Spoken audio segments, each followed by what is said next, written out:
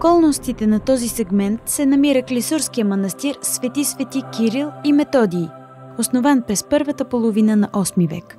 През дългите години на съществуването си манастирът е бил разрушаван, ограбван и възстановяван няколко пъти.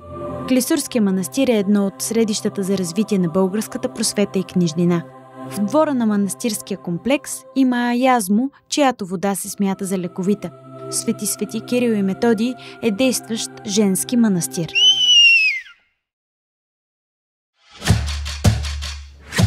Този участък е с дължина 9 км.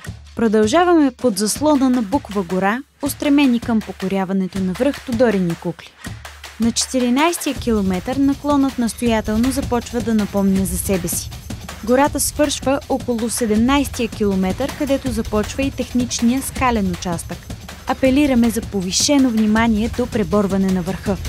Легендата за Тодора е тъжна, затова е редно да изпитате малко мъка, преодолявайки трите скални участъка, наречени кукли. След първата следва леко спускане и се захващате с втората.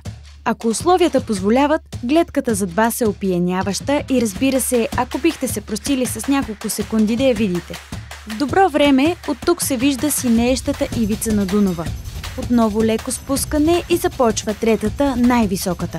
След покоряването на върха следва спускане към платото и не след дълго е вторият подкрепителен пункт на 20 км от старта и 1778 метра надморска височина.